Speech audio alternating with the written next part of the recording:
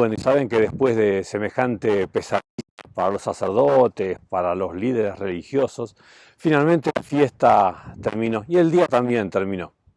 Estaban verdaderamente aturdidos. La verdad que no podían caer en la cuenta de que se les haya escapado delante de las narices como lo hizo. Y tampoco podían aceptar de ninguna manera que tuviera más influencia sobre el pueblo que lo que ellos mismos tenían. Entonces, todos se fueron a su casa. Pero, ¿saben? Estaban inmensamente frustrados. Esa noche, por supuesto, no pudieron dormir. Ni siquiera lo intentaron. Mientras tanto, Jesús, que no tenía casa a donde ir, se retiró con sus amigos al monte de los Olivos. Jesús, ¿saben? Estaba en paz. Algunos jueces del Sanedrín, junto con otros líderes, se reunieron esa noche. La noche, ¿saben?, era muy propicia para avanzar con este tipo de estrategias y de planes. El fin justifica los medios, pensaban ellos, ¿no? Y eso se decían mientras comisionaban a uno de ellos para que vaya a ejecutar el plan. Y ahí habló con un hombre de su confianza, a quien le entregó un premio especial. Al hombre le resultó sumamente extraño el regalo.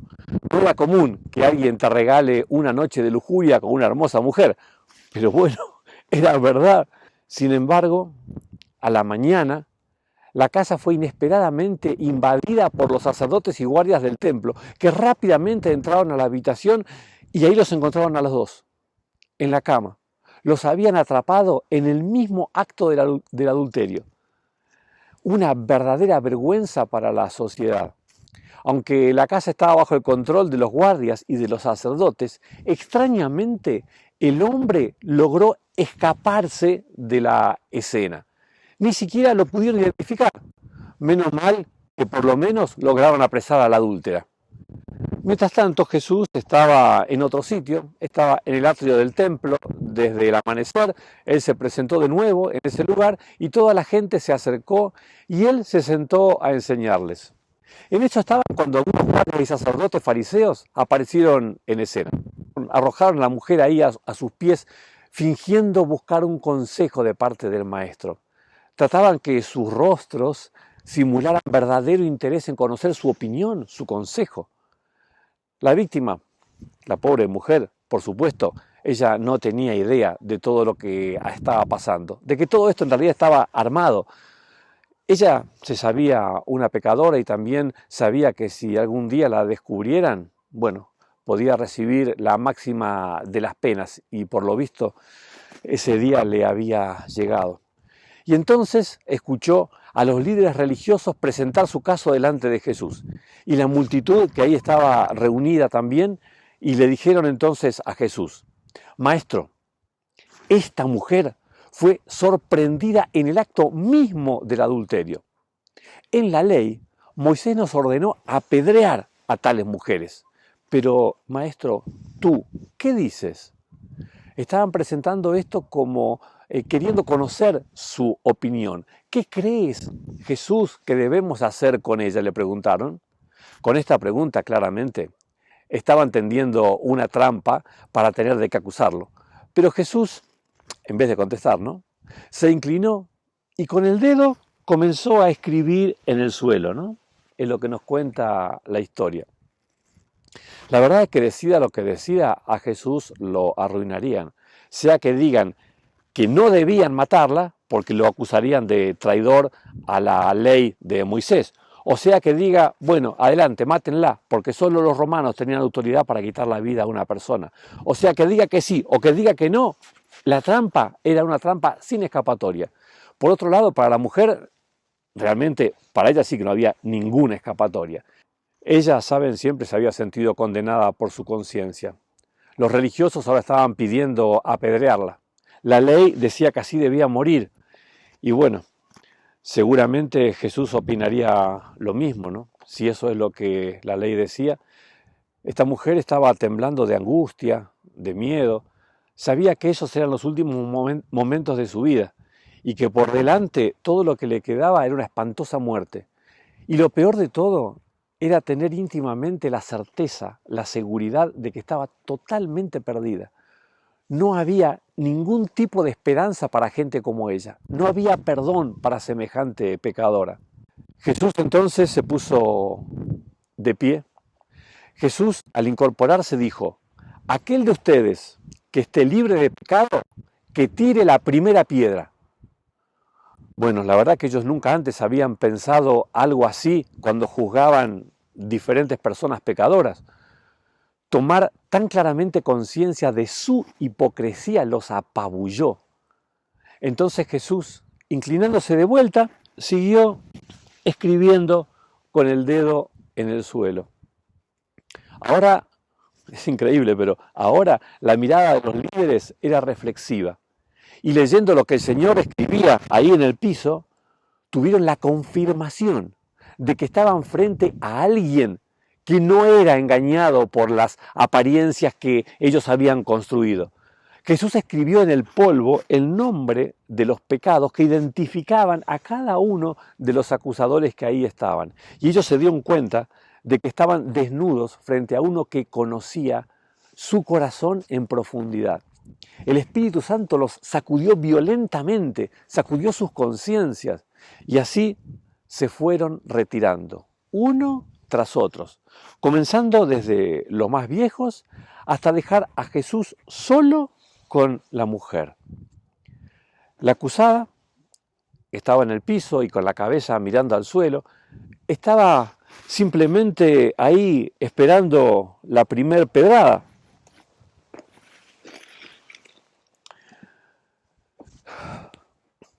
A su lado, agachado, estaba Jesús. ¿Qué es lo que estaba pasando? La mujer no vio el rostro de sus acusadores cuando hablaron con Jesús. Solo escuchó la sentencia que salió de sus labios. El que esté sin pecado, eche la primera piedra. Escuchó ella ruidos a su alrededor, pero no levantó la vista para ver lo que ocurría. Realmente prefería no ver. Solo esperaba el primer impacto. Entonces ella sintió algo absolutamente inesperado y no fue una pedrada. Ella sintió sobre ella una mano amorosa que se apoyó sobre su hombro. Y entonces escuchó esta pregunta: mujer, ¿dónde están los que te acusaban? ¿Ya nadie te condena? Aturdida por lo que estaba viviendo, se animó entonces la mujer a levantar la vista y lo vio a él, lo vio a Jesús. Nunca en su vida olvidaría la caricia de esta mirada, porque no era la mirada de un juez, era la mirada de un Salvador. Ella sabía que era una sucia pecadora, pero Jesús no la miraba como si lo fuera. ¿Por qué? ¿Quién era él? Luego miró alrededor suyo y no había quedado realmente nadie, ninguno de sus acusadores. Todos se habían ido. Casi sin poder creerlo, le respondió entonces a Jesús: nadie, Señor. Solo quedaron muchas piedras en el piso, en el lugar donde antes habían estado sus acusadores dispuestos a lapidarla. Entonces Jesús le ayudó a ponerse de pie y tomándola afectuosamente de la mano. La mujer volvió a mirarlo y en ese cruce de miradas fue algo nuevamente tremendo para la mujer, porque ¿cómo podía haber tanto amor en la mirada del Maestro? Además, Jesús no se estaba dando cuenta de que muchas personas estaban alrededor y los miraban. Todos sabían que ella era una prostituta y públicamente un maestro la estaba tratando con semejante cariño. ¿Acaso no le importaba a Jesús lo que los demás dijeran? Bueno, Jesús tenía todavía mucho más para ella que lo que en ese momento le estaba dando. Lo que no sabía es que lo mejor y el mayor de todos los milagros estaba todavía a punto de suceder en su vida. Entonces Jesús le dijo: ¿sabes? Tampoco yo te condeno. Ahora vete y no peques más. El maestro podía arrojar la primera piedra. Él estaba sin pecado. Pero su razón para haber venido al mundo no era condenar a los pecadores, sino justamente salvarlos. Entonces, esto quiere decir que ella podía volver ahora a su casa libre. Sí, pero ahora era una mujer totalmente distinta a la que había sido hasta ese día. Ella lo sabía muy bien. Jesús le había dicho, no peques más.